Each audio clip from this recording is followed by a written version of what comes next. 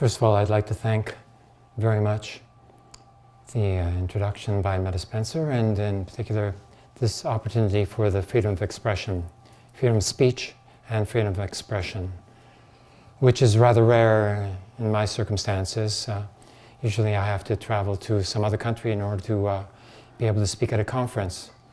There are very few opportunities to speak about this subject, and on the subject of Palestine from a Jewish perspective and not a Zionist perspective is very rare here in Canada. Less rare in Quebec, but in Canada it is still a problem. I'll explain the confusion behind the problem as well. Now, there has to be a certain clarification by means of a differentiation of various concepts in order to be able to get a handle on what the problem or the problematic is in discussing Israel and in discussing the Palestinians, in particular the Palestinian refugees.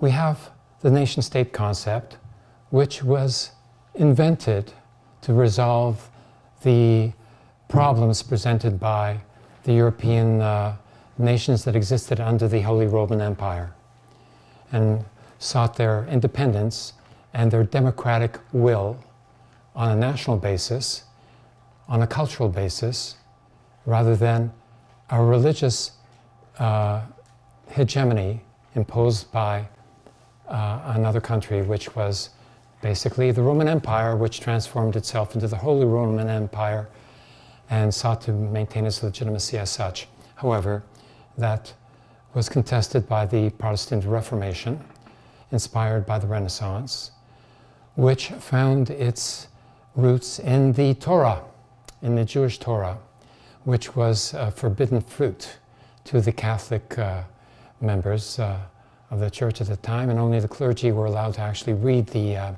Old Testament, as it came to be called, and as it was embellished with a number of other chapters.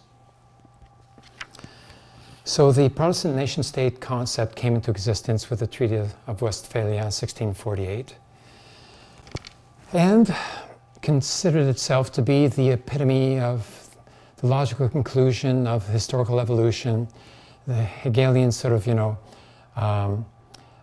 that which exists is in itself a rationale of its own existence. That is, since it had come into existence in various locales, with Lutheranism in Germany, with Calvinism in Holland, with Anglicanism in England, etc., and the Huguenots in France, who were not as fortunate as the other tendencies. This was considered to be the logical evolution of political existence. The existence of a nation sought its existence, its rationale, as a nation-state concept. Now, the critique of the nation-state goes beyond, the anarchist critique of the state itself, which is valid in its own manner, but the nation-state has a further existence which is associated with nationalism, which is based upon national identity and is slid over and obscures the national identity of a people to claim that identity in its own name, that is, in the name of the state, which is, of course, coinciding with the rising of the national bourgeoisie, establishing its own state structure, its own independence, and its own sovereign authority, and usually its own imperialism as well, to top it off. And this is all comprised in the theory of nationalism and in the modern school of nationalism and its rationale. However, this obscures the national identity of various peoples. Not only the majoritarian nation that exists, subsumed by the nationalism of a given nation state, but also the various national minorities which exist within that nation state and which have their own national identity independently of any state and independently, usually, of a nationalist ideology. However, in the case of the Jewish people, after the Holocaust in particular, this national identity was given expression by the nationalist tendency which was founded by Herzl in 1897 called Zionism, because it was oriented towards the hill, Zion, the Zion hill. It's not even a mountain, upon which the old temple was built and upon which the Al-Aqsa Mosque is now built. So it became associated with a particular territorial site, a physical site, which became the center of the ambitions of the Zionist movement to establish a state in its own name and in the name of the Jewish people, even though, as it turns out now, we can see that majority of the Jewish people don't even live in the state of Israel, do not want to live in the state of Israel, and may, to some degree or another, sympathize with the state of Israel, in particular with the Jewish Israeli population, but do not see themselves as being obliged to go and learn Hebrew and go and live in the state of Israel and become a Zionist, or to send their children there either. They find that living in a pluralistic society, as Western nation states are evolving to become with difficulty, to be preferable to living within a nationalistic inclined environment in isolation from other cultures, and which can best be described as separatism, which is that nasty word that's used to describe, the Parti Québécois, and to diss the nationalist aspirations of the Québécois people because they want to separate from us good folk here in Ontario. Okay. Now, it's true that separatism has this nasty implication to it, that is dissociating itself from other cultures, seeking isolation, and in fact, this is actually mentioned by one of the founders, theoretical founders of the Zionist movement, Jabotinsky, who called for the separation principle as the basis of Zionism. Now, of course, this is entirely incompatible with the population of Palestine as it existed in 1948. And so the Zionists, in order to achieve their separation principle, then went through a number of massacres in each village. Approximately 75 Palestinians were killed in each village, which induced the rest of the village to flee in panic. And the best known such village is Deir Yassin, but there's 400 such cases which are not known about. When did this happen? 48. 47, actually it started in 1947. And the plan that the Zionist militias had, which included all the Zionist militias, including the labor Zionist militias, the leftists, the socialist Zionists, was called Plan Dalet. Dalet means fourth. It's the Hebrew word for the number 4. So it's the fourth plan. And it was not, some rogue elements or one particular, Zionist militia that carried out these massacres. It was the Palmach, the major Zionist militia at the time, which carried out these massacres in the name of establishing a state. Not for the liberation of the Jewish people, but for the purposes of establishing a state apparatus with a military hegemony over a population which was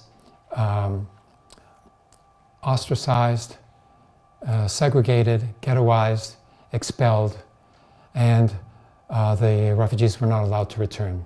And those that did attempt to return, of them 5,000 were killed. They were called infiltrators.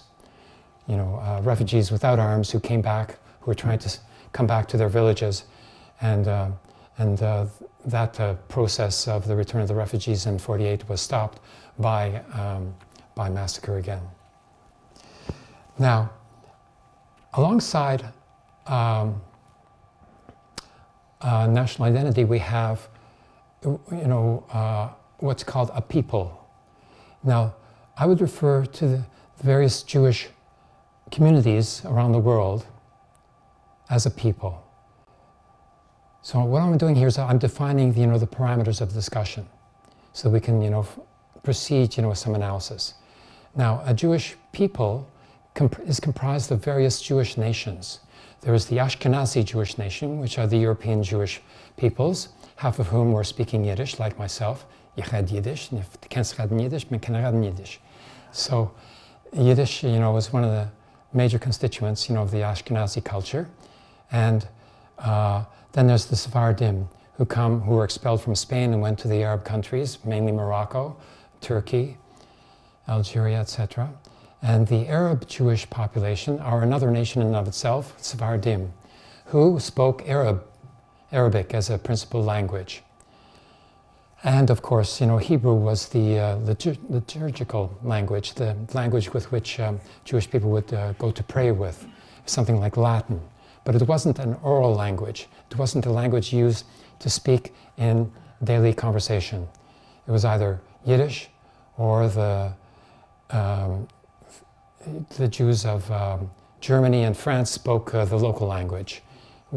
Even though Yiddish is a German dialect, German itself has a distinct character to itself, and the German Jewish population spoke that in preference to Yiddish, which was considered to be a lower class language, which in fact it was. My parents come from the working class, the mass working class Jewish population of Eastern Europe, who were the lower stratum of the working class, not the aristocracy of the working class, as the majority nation, took that position in each of those countries, and they formed a movement which called Bund, the Bundist movement, which means basically union or alliance, and it was comprised of both a Jewish political party and a syndicalist movement, something like the anarcho-syndicalist movement, the IWW, but it was based upon a national basis because the Polish organizations, for instance, were not hospitable to the Jewish population, and so the Jewish workers formed their own organization, and this turned into a contradiction with the hegemonic conception of the working class that was imposed upon the Second International by the Marxist parties, which then led to the 1903 expulsion of the Jewish Bund from the Second International. And so there was this a major sort of a difference imposed upon the political culture of the Jewish people at that time by the Marxist tendencies, which served to alienate the Jewish people from the Marxist tendencies. And in fact, the Jewish Bund was suppressed even after the revolution of 1917 in Russia, when the two Jewish Bundist leaders, Ehrlich and Alter, were imprisoned by Stalin for having started a Jewish anti-fascist committee in 1939. That's how far the differences between these two tendencies are. So the analysis that I'm presenting to you, which is based upon the Jewish Bundist perspective, has very little to do with actually Marxist analysis, even though it is a socialist analysis. Now, this is not a common sort of perception. Usually, socialist analysis is considered to be Marxist, but in this case, it is not. So, we come down to the question of how Zionism operates based upon the nation-state concept, using what is called the principle of self-determination, which in liberal democratic theory is considered to be the norm. Each country is supposed to have its own self-determination, and this is expressed as the majority democratic will of the population. Except that the majority of a population are usually of one nation, and then you have all the minorities which do not have a majority by definition, and so they are continually outvoted. And so the state becomes defined as nation in the name of the majority who comprise that nation. So the Zionists concluded that it was not possible to transform those countries from anything other than a nation state. They adopted the nation state concept as a paradigm and used it as a rationale to establish what they called, naturally, Jewish self-determination. Okay, so Jewish self-determination decreed that the Palestinians had to be expelled in order to form a majority population in that country. And that is precisely what they went ahead and did. Now, it's entirely, rational from the perspective of liberal democratic theory. However, it is entirely in contradiction with the national liberation of any other people. So self-determination becomes a contradiction in itself, because if the Zionists claim self-determination in the name of the Jewish people, why cannot the Palestinians also claim self-determination in the name of the Palestinian people? If it is a principle, that is, if it is a principle that has to be respected by all concerned, even if they are not a member of that given nation. However, there's a contradiction in that principle, because one self-determination is contradicting the self-determination of another, especially when they occupy the same territory. And then, of course, there's all the wars in Europe, that took place, one self-determination and one sovereignty contesting another sovereignty over Alsace-Lorraine or whatever, piece of territory that each, different state claims for itself, leading to one war after another. So eventually they began to realize in Europe that this concept of self-determination does not work, and they're trying to sort of work out some sort of, state federation called the European Union. Good luck, based upon the state formations. However, when we have the two nations occupying the same territory, you have self-determination contradicting itself. So how you resolve this contradiction is with what the Bund called national cultural autonomy. Autonomy means autodetermination. I use autodetermination in place of self-determination because of the contradiction, the internal contradiction within self-determination. And autodetermination seems to fit, because it does not mean that autodetermination of one people contradicts the autodetermination of another people, because each people remain autonomous but not sovereign, imposing its will upon another people, which is implied by self-determination. Now, the term autodetermination I borrow from French. In French, the term for self-determination is autodetermination, and I think it has a better meaning to it. In French, it has more precise political meaning, which does not contain that contradiction which is propagated in English by the term self-determination. So I use autodetermination to describe the basis, the method by which national cultural autonomy is established.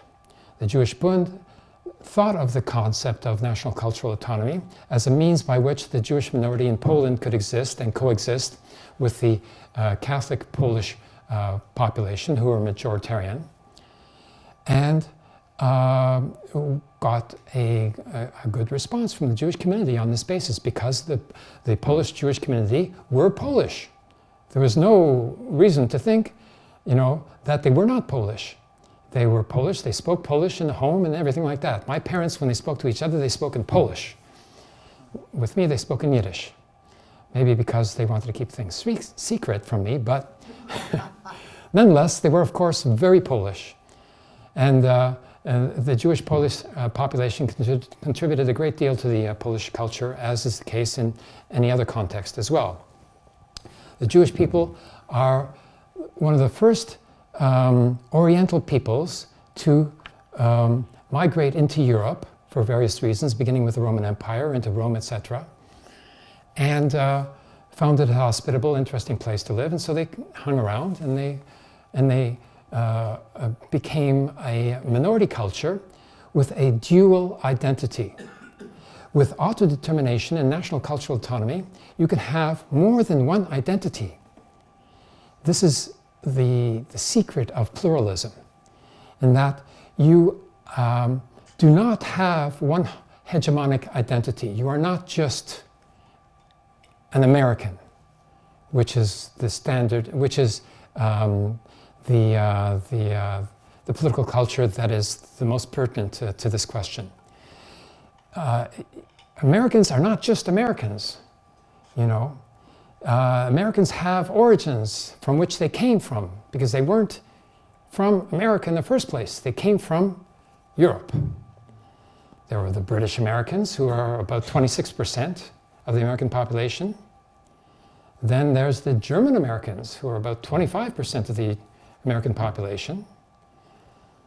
And then there's about 16% African Americans and about 15% Latino Americans.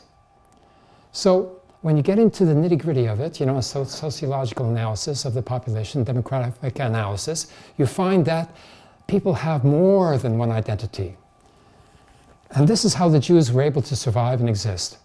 Now, the Inquisition in Spain would not tolerate such a dual identity. They insisted upon only one identity and forced many of the Jewish people who wanted to integrate into society to convert to Catholicism. They were called the conversos. However, during the Inquisition, they were accused of being secret Jews. And they were prosecuted for that. And even though they had converted to Catholicism and raised their children as Catholics and were sincere in all respects, nonetheless, they were either executed or expelled from Spain by Isabella and Ferdinand. So that was one example of how the nation-state would not tolerate a dual identity. The other big example, of course, is in Germany, which was the most civilized of the countries, which gave rise to the Holocaust, which again would not tolerate a national minority such as the Jewish people or the Roma people, also who were from the Orient. So any Oriental people were in particular considered to be aliens. And the degree to which this type of mentality can go is illustrated by Hegel himself, who, when he was presented with the Treaty of Westphalia, complained that the unification of the German provinces was not to his liking because only Prussia was a pure enough German culture to be considered Germany. The others were, mixed or something like this, and so they didn't count, as much. But nonetheless, Germany was constituted, with all of its provinces. So, to actually try to implement the concept of a nation-state from the year 1648 in the 20th century by the Zionist movement was a catastrophe, and is a continuing catastrophe. This catastrophe was evident to many people at the time, such as President Truman, who wrote his signature on a letter recognizing the proclamation of the independence of the State of Israel. If I can find it here. You have to provide evidence, because this topic is so controversial and so ideologicalized that you have to actually demonstrate, in physical form, that the presumptions of the given ideology, that is Zionism, are based upon false premises. Okay, now here we have, this is the letter signed by Harry Truman in 1948, recognizing the State of Israel. Okay? Now, what is indicative here, the historians who provided this, the librarians who provided this piece of evidence that I found, did not even notice something contained within this document, which is that in the last line there, you can see that there are two words that are crossed out. Those words are after the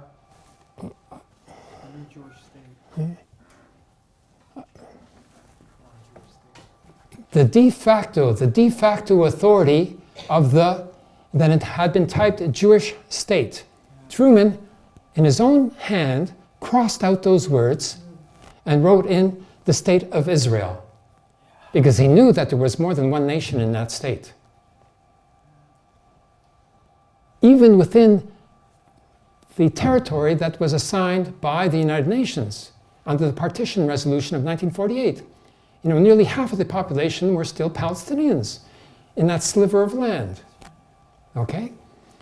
So Truman was not going to sacrifice the relations of the US State Department with the Arab peoples for the sake of declaring that Israel was a Jewish nation state. He crossed out those words. And yet it has come back. Now Netanyahu gets up before the General Assembly of the United Nations and says that we are the Jewish nation state. And therefore, the Jewish people have self-determination, therefore you have to let Israel do whatever it wants. Basically, that's his simplistic argument. Israel was never recognized as a Jewish nation state by the United States of America. And yet Obama uses the same words as Netanyahu and calls Israel a Jewish nation state in order to please the Israeli government and curry favor amongst a certain proportion of the Jewish population of Israel, about half, who are ideological like that, because they've been indoctrinated by the educational system. And on top of it all, they are conscripted into the military at the age of 16 for 3 years in the case of the boys, 2 years in the case of the girls, where they are further indoctrinated. Incredible. But there is resistance. Half of the conscripts refuse to go into military service and do some sort of community service work as conscientious objectors. Half, yes, this is not known.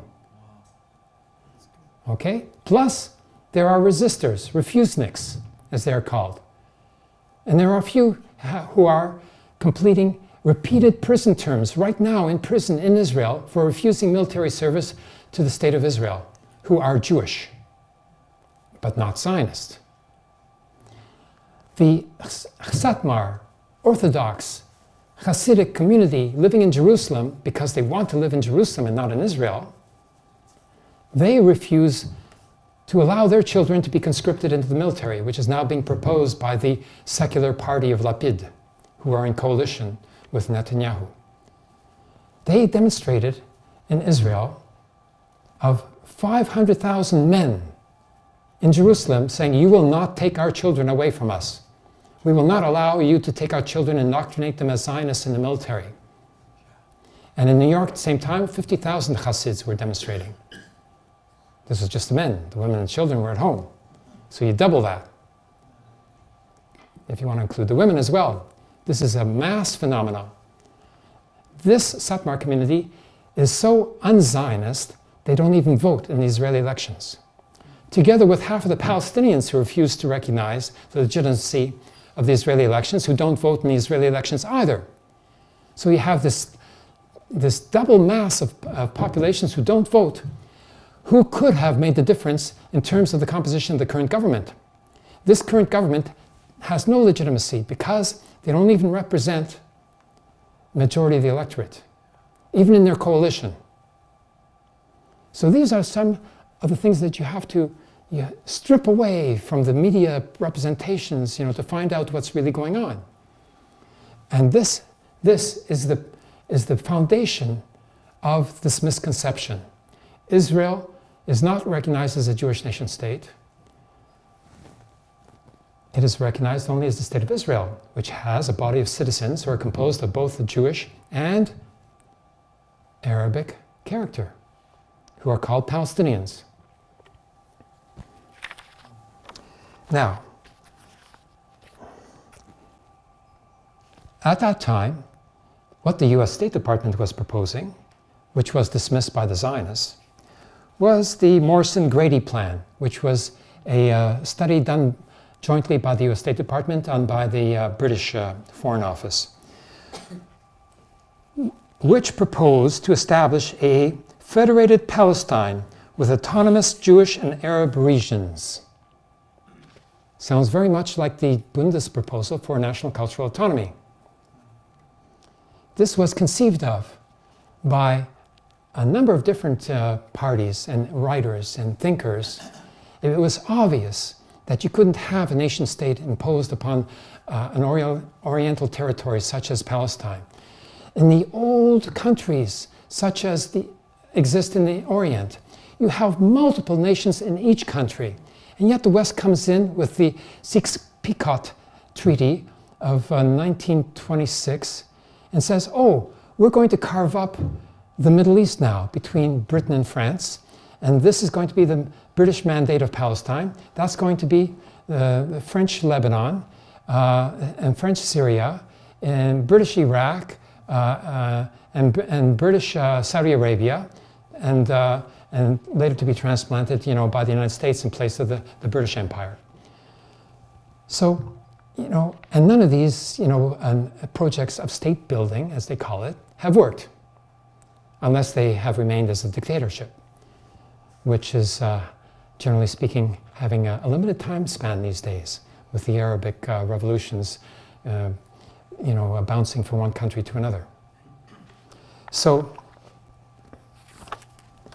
the prospect of autonomous national formations living together in a pluralistic society is not that marginal as it would seem. Just because it hasn't been mentioned by the proponents of the nation-state of Israel doesn't mean that it has not been conceived of previously by various parties. The fact that it was conceived of by various parties means that it has a certain logical coherency, that it makes sense to more than one person and to more than one point of view. In 1949, I have to embellish this point because Zionists will say to me, and they said, oh, well, the Zionists, they didn't know what name they were going to call the country at the time. That's why it was called a Jewish state. And that's why they had to write it in by hand, because they decided at the last moment that they were going to call it Israel. Like how naive people can be. Okay, so if you follow through with this differentiation made here by Truman between the nation-state of Israel and the State of Israel, in May 1949, we have a telex sent from Truman to Ben-Gurion. In connection with territorial matters, the position taken by Dr. Eaton, who was a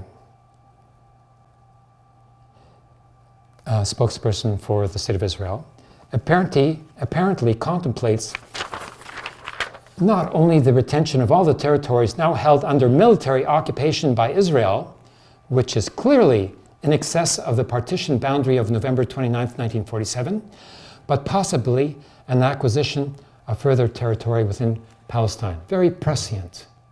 They knew what the Zionists were about, but they insisted upon the legitimacy only of the UN partition resolution.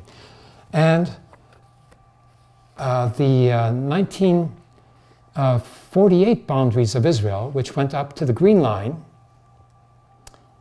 was not being recognized by the US State Department here, because only half of that territory was actually recognized by the United Nations in the partition resolution. Israel started a war of expulsion in 1947 in order to gain as much territory as possible before they were going to be stopped by some force that was superior. The superior force were the Arab countries surrounding Palestine, who sent in their troops to stop the further expansion of the Zionist militias. And that line became the Green Line, even though it was double the territory allocated by the United Nations. Then, the question of the Palestinian refugees who fled during the time of those conflicts in 1947-1948. The US State Department, in this telex, 1949, said to Ben-Gurion, representations to the Israeli government concerning the repatriation of refugees who fled from the conflict in Palestine. These representations were in conformity with the principles set forth in the resolution of the General Assembly of December 48 and urged the acceptance of the principle of substantial repatriation of the refugees, who now number 7 million, and still being housed substantially in refugee camps. And calls for the immediate beginnings of substantial repatriation on a reasonable scale, etc. Incredible. This is, the same kind of rhetoric that we still hear, from the US government, without any implementation, without any resonance on the part of the various Israeli governments. Governments of Israel. Israeli and Israel are two different things. One is the population, the other is the state and its governing apparatus. The US government does not, however, regard the present attitude of the Israeli, they call it the Israeli government, as being consistent with principles upon which the support of the US government has been based. That's an utter condemnation of what Israel did in 1948 with respect to the refugees.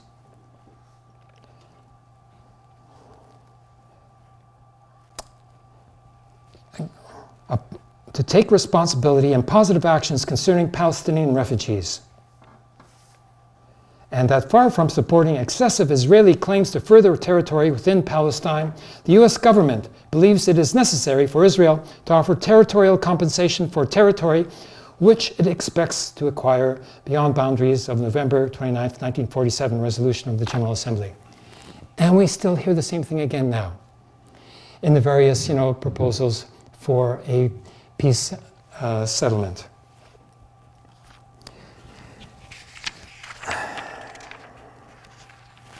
Now, we have to talk about anti-Semitism because there is a confusion between the critique of an Israeli government, rather being the governments of Israel, and the Jewish people as a whole. First of all, a majority of the Jewish people don't even live in Israel.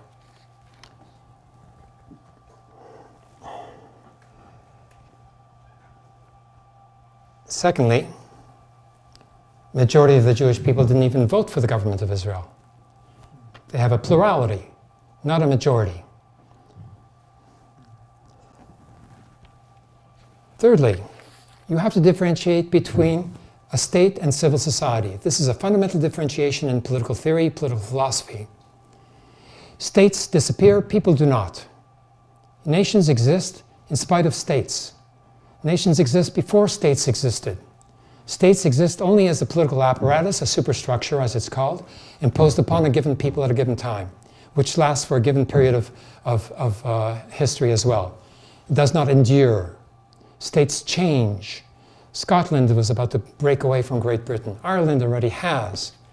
These states are artificial constructions. People are not artificial constructions.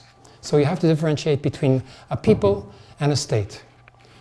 Now, if in critiquing the governments of Israel or the Zionist ideology, a critic would confuse the two and base a critique of Zionism by attacking the Jewish people or what some call Jewishness, then that, I will say, is anti-Semitism and must be stopped. It is a populist, both right-wing and left-wing populist notion that has to be defeated if there is going to be any respect for a dialogue between the two peoples.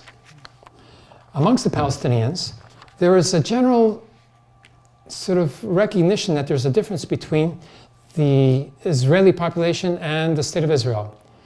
However, the only Israelis they ever meet are Israeli soldiers from Israel. And the name used in Arabic, for these soldiers is Yehudi, which means the Jews. This is a nomenclature that is imposed upon the political culture of the Palestinians by the Islamic, religion, which considers that this is a conflict not between a state and the people, but between two religions. If it is framed in terms of a conflict between Islam and Judaism, then you have a problem there, because all of a sudden the enemy becomes the people who follow the Judaic religion, even if they don't practice this religion anymore. I mean, the Jewish people are one of the least religious peoples in the world. Like 20%, are practicing, the religion. And yet, this is what is, propagated, by the mosques every Friday. And when I was living in Nablus, Palestine, up on the side of the mountain, I was at about the same level as the loudspeakers from the minaret of the mosque that was just down below on the street. And this mosque was a Hamas mosque. And for every Friday I would hear all sorts of diatribes about the Yehudi this, Yehudi that, And it was quite obvious, what was being propagated. So there is a misconception, alongside of the populist misconceptions from the West, there is this misconception propagated amongst the Arabic and Palestinian populations that this is a religious conflict, whereas it is not. Zionism was not a religious movement, even though it corresponds in principle with the Protestant Reformist, movement, for a nation-state concept. Nonetheless, it took place so much longer after the Reformation that it had abandoned the religious characteristics and did not seek to propose, a new kind of variant of the Judaic religion, but merely used it as a rationale in order to justify the establishment of a nation-state per se. Now, BDS, boycott, disinvestment and sanctions is directed against Zionist institutions and Zionist corporations who most often, will seek to employ Palestinian labor in the West Bank at about a fifth of the regular wages that are paid in Israel. The Palestinians are paid about, they're paid about $500 to do construction work to build colonies for the Zionists in the West Bank. It is the Palestinians who are building those settlements so-called. It's the Palestinian labor that is building them for 500 shekels a month, okay? And why do they do that? Because any Palestinian job they can get only provides them with 200 shekels a month revenue. So they go and they work, for some Zionist corporation, building a settlement there, which then pays people to go and live in those Silwan district of Jerusalem. They're actually paying Zionists to go and live in the houses because they don't have enough settlers who want to come and live in those houses even. But they're still building and taking over territory in order to expand as much as they can before some sort of settlement is imposed upon the governments of Israel. Now, BDS is a political response to this continual expansion and territorial aggrandizement of the Zionist governments of Israel. And it's an effective technique that is based upon the international support that is generalized now for the Palestinian people. Even amongst the American population, there is about a 50-50 split. In Canada, it was 50-50 split, a couple of years ago, but now after this Gaza war, there's more sympathy for the Palestinians than there is for the Israeli plight. The Israeli governments themselves count upon what they call a disproportionate response. So if there is some sort of an attack upon Israel in response to some kind of provocation, usually, that breaks a ceasefire that has been established, as has been established since the 2008 battle and massacre of Gaza. Hamas kept a ceasefire agreement in operation, even though the Islamic Jihad broke it from time to time. And those violations were used by Israel to attack Gaza on a generalized basis in a disproportionate way.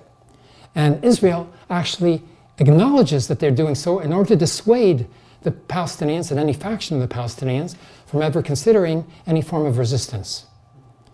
Now, disproportionate response is illegal under international law.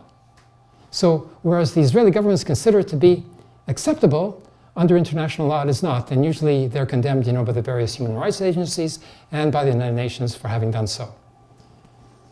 Now, why does Israel and Zionism as an ideology consider that it has this right to disproportionate response, territorial aggrandizement, expulsion of the Palestinian indigenous population, even though a substantial proportion of those Palestinians were originally Jewish and converted to being Islam 300-400 years ago because they wanted to, because they avoided attacks as well, because under the Ottoman Empire, if you were a national minority, you had to pay a special tax for the protection of the state called a millet tax.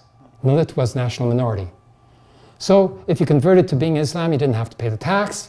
You could, your children could marry with a greater selection of other people. There were certain benefits involved in that. Even though that Palestinian population who were Jewish retained certain Jewish characteristics and even engraved, sculpted the Jewish star above the entranceway in stone to their houses. And this can still be seen in the West Bank these days. Now, so how can the Zionists get away with, this idea of dispossessing the Palestinians? Well, even though it was not a religious movement, even though the founders of Zionism were generally secular atheists, nonetheless, they rely upon Judaism as a rationale. That's why Zion, has a religious connotation to it, where the Temple Mount was, and why Zionism is called Zionism. Now, if you actually go into Judaism and look at the references to what are called the covenant with the deity between Abraham and the deity, which supposedly gives the title of deed, to this territory, what do we find? We do not find what the Zionists claim, okay? Even though we're probably not very religiously inclined. I am not. After the Holocaust experience, I cannot understand the value of being a slave to a deity. That doesn't make any sense to me. And the question of whether or not a deity exists or not is largely irrelevant to me, and I refuse to engage in such a debate. It's not the question as far as I'm concerned. But if we do go into Judaism, we find a political history of a people. Not only one people, but of an entire sector of the Orient is contained in this history book called the Torah, which is an original book which I analyzed in my thesis as well, which was very difficult to get into my thesis. There were a lot of members of my jury who objected to having references to the Torah in a thesis in political philosophy. Why? Because you're only supposed to go back as far as 2,000 years to the Greeks, and the foundation of Christianity. And then anything before that doesn't exist anymore in Western universities. Even though there's a claim that Western political philosophy is based upon the principles, enunciated by the Oriental philosophies generated by Judaism and subsequently Islam. Now, if we look at the quotations actually contained in the Torah that refer to this covenant, what do we find? And it says, "And I will give to your seed after you the land of your sojourning, all the land of Canaan for an everlasting possession, and I will be their deity." Now, possession in the ancient sense did not mean, possession in a title deed sense, in a bourgeois sense, in which you had a title to a piece of land that belonged to you exclusively and to no other. Possession meant that you were given recognition as an inhabitant of this land, together with the other inhabitants of the land. And there's other quotes that refer to the other inhabitants of the land of Canaan in equal measure to the descendants of Abraham as well. That's also in the Torah. There's no doubt about that. Now, the thing that's crucial in this quotation, and this is the original quotation that refers to the covenant, is that it says, "I will give to your seed." Now, even though it's in singular, your seed means all of your children, not just one. And in the Oriental tradition, the firstborn son of a patriarchal male is the inheritor of the title deed of what the father has to give as an inheritance. The firstborn son of Abraham was Ishmael, not Isaac. So Sarah got very upset because she had, given her servant, Hajar, as a second wife to Abraham in the first place. So she felt like she was being undone here, because she found out that she was going to have a son after all. So in order to make up for that, she insisted upon the matriarchal right of banishing the second wife from the household. However, that doesn't negate, the inheritance, the tradition of, firstborn son, having such rights. But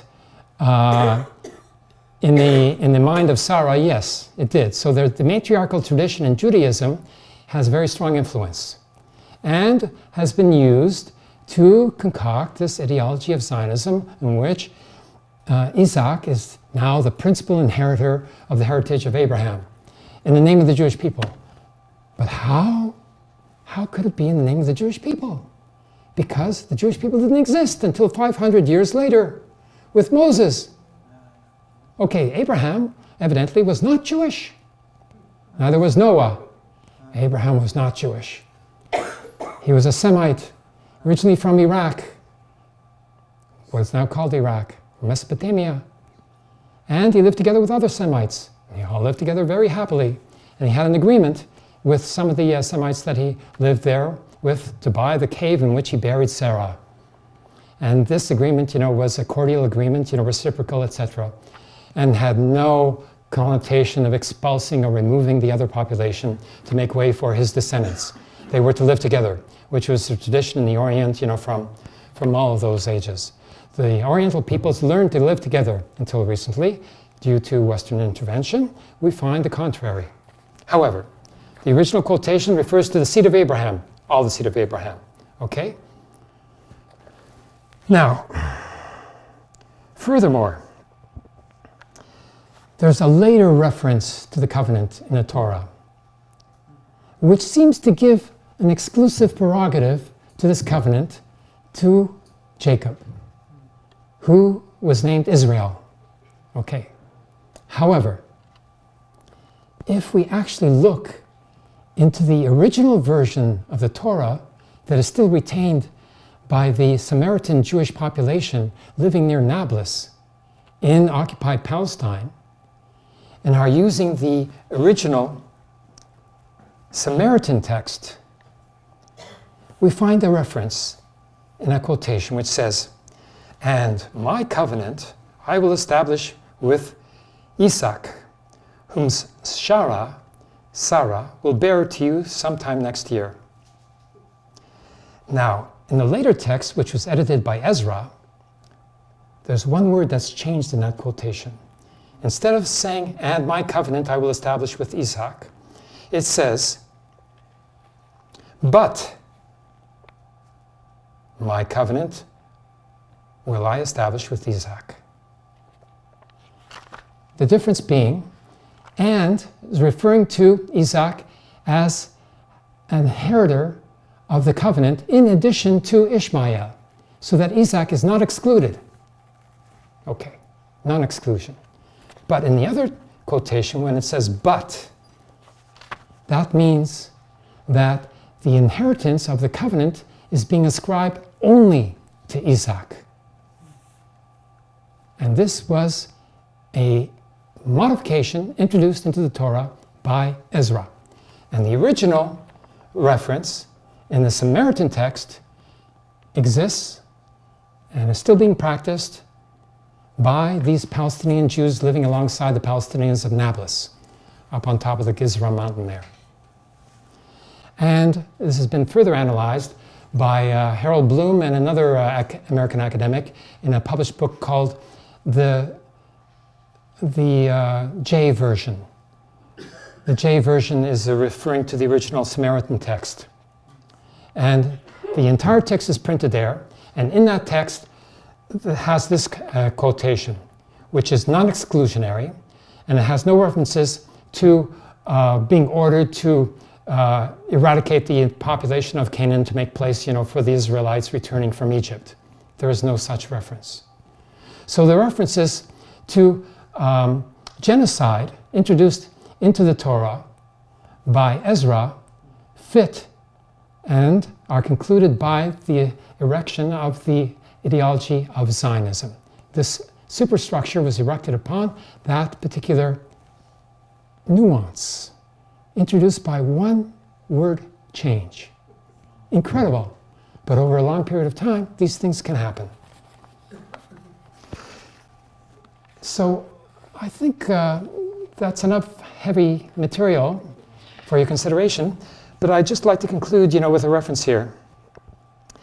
And in the original telex that Truman sent to Ben-Gurion, he says, in conclusion, "If the government of Israel continues to reject the basic principles of the resolution set forth by the General Assembly on December 11th, 1948, that's Resolution 181, the partition resolution, and the friendly advice offered by the government of the United States for the sole purpose of facilitating genuine peace in Palestine, the U.S. government will be regretfully forced to the conclusion that a revision of its attitude towards Israel has become unavoidable."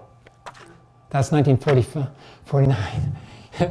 And then still, that revision of the United States orientation to the state of Israel has not been accomplished 65 years later.